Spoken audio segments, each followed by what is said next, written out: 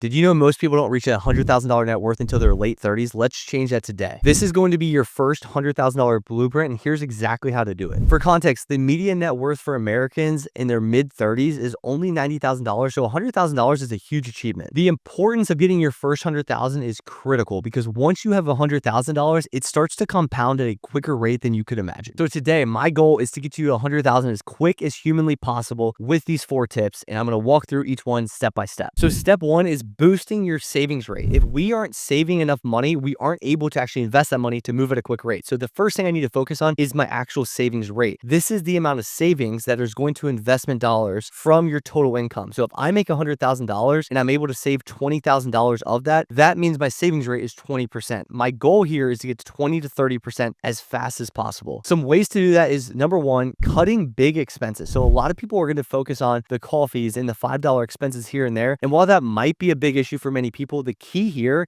is to focus on the large expenses, the things like your housing, the things like your food, the things like your cars. Those expenses could be 20, 30% of your overall expenses. So let's focus on those, getting those under wraps. Typically for cars, I want to keep everything under 10% of my take-home pay for all expenses related to the car. That could be insurance, that could be gas, that could be the car payment, everything. I want to stay within that 10% threshold at a bare minimum. For my housing, all housing expenses related to that, I want to stay under 25% of my take-home pay for something like that. So if I make $6,000 in take home, my housing all in can only be $1,500. And again, these are rules of thumb, but this will help you boost your savings rate. Also, avoiding lifestyle creep as your income grows. So my wife and I set the stage at 23 years old, and we literally started living the way we wanted to live for the next 10 years at 23. So once we set that, every time our income grew, our savings rate really grew because 100% of that income went straight to our savings rate. So we started moving at a quick rate, and that's how we move so fast. You also can refinance your debt, whether it be a consolidation of loans or whether it be refinancing debt like right now where rates are actually coming down. So a 6% debt on a house might be costing you a ton of money right now, but maybe if you move that to a 5% or a 4% debt with rates coming down, that's going to save you quite a bit of money in the thousands of dollars per month, which could be a significant boost to that savings rate. And so with this process, a lot of people are going to overemphasize the lattes and the $5 purchases, which again, they could hold some merit there, but the bigger thing is focusing on the big ticket items. So what I want you to do is, you see on the screen right now, I want you to do a 3-month look back analysis of your previous 3 months of spend. Be real with yourself. Hold the mirror up, show what you spent. I don't care if you went through a vacation one time or a divorce one time, include everything, because if you hide things or say this doesn't happen typically, then you're actually lying to yourself. Look at what you truly spent the last 3 months using the tool that I have on the screen, and then walk through and see what the averages are by category. So I'm going to average all 3 months. I'm going to look at the individual budget categories I created in that process,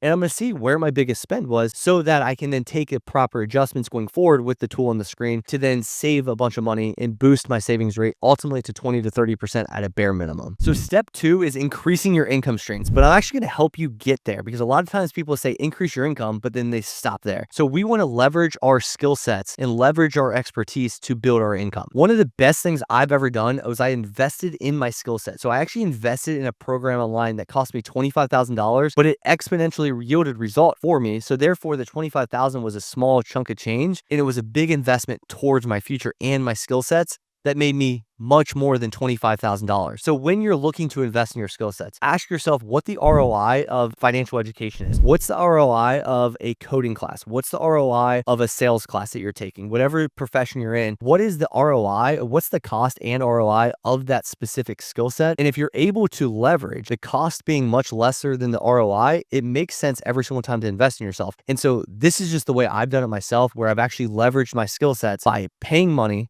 to then increase my skill set, then to make more money off of that skill set. I highly recommend to find opportunity like that. My students are doing this every single day. Another thing is negotiating a promotion. When I was at Deloitte, I increased 17% in my second year there because of the opportunity I had elsewhere. And so I leveraged another opportunity that they were going to pay me more at more market price. And I said, I want to stay here, but I have this really, really prime time opportunity, and it's going to be hard to turn that down. And on top of that, I didn't just talk about other opportunities, because a lot of times companies will say, okay, well then walk. And you won't get the raise at your work, but you might get a raise if you're telling the truth elsewhere. The key is building a resume internally at your job. What production are you actually doing? Most people are going to work and just doing the boxes they were told. They're just checking the boxes, but that's not providing more value than what you're paid. So why would you get a raise when the time comes? So if you want a raise, we got to figure out ways that we can produce extra value, actually quantify that, document everything. So when those raise and negotiation conversations begin, you have something to refer to. And also logically, it makes sense to give you a raise. Another thing we did was we started side hustles when I was at Deloitte and my wife was at Lumberman's. You know, she did 2020 drawings and I did construction work. So she was doing 2020 drawings for $50 under the table. Don't tell the IRS. And I was working a construction job for $12 under the table. I wasn't as smart, obviously. And I was making that as well. So we were combining those side hustle incomes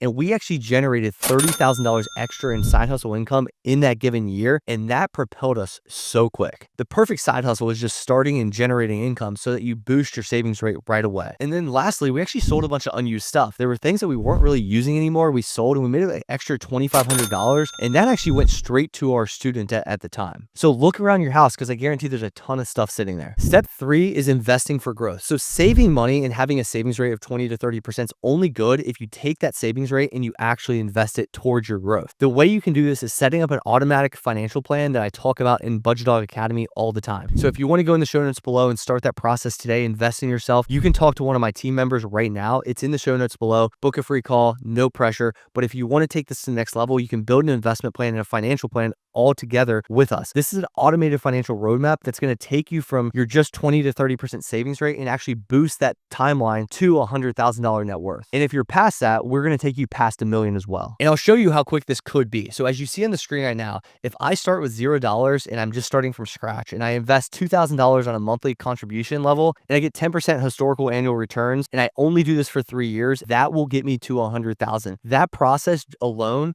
will start the journey to $1 million. I can tell you right now from experience, 0 to 100,000 is a lot harder than 100,000 to $1 million. And even 100,000 to $1 million is a lot harder than 1 million to 2 million to 3 million to 4 million. It gets easier and easier with compound interest. So you have to start this process today to get to 100,000 as fast as humanly possible. So as you're making progress towards that $100,000 goal, you're actually making more and more progress by not even doing anything because your compound interest is working in your favor. Step 4 is track your progress to stay motivated. So this is a long journey. And as you can see on the screen, I have different spreadsheets that track the progress. Sometimes you might be tracking your debt payoff. Sometimes you might be tracking your investment growth. Sometimes you might be tracking your investment contributions. There are different things to track. Figure out what means most to you, what motivates you the most, and track that specifically. Also acknowledge during this process, sometimes it's a short-term sacrifice for a long-term gain. And everything that's worthwhile is going to take some sort of sacrifice. So there are things during this process that you might cut back on short-term, but long-term, we want you to generate those things so that you live the life that you deserve. So the journey from 0 to 100,000 is easier than you think. Again, we need to boost our savings rate. We need to increase our income streams. We need to invest for growth, and we need to track our progress and monitor our progress to stay motivated. This is all achievable with some discipline and an actual automated financial roadmap, which is what we talk about all the time in Budgetdog Academy and what we help you build. So you can book that free call today in the show notes below. So even if you can't do everything right now, the key is to start now because the process will build and compound on top of each other, and there'll be momentum factors that work in your favor, but you have to start today. And if you want to get more steps to building financial freedom, make sure you subscribe to this page and also share this episode with a friend or family to start their journey from 0 to 100,000. I will see you next week.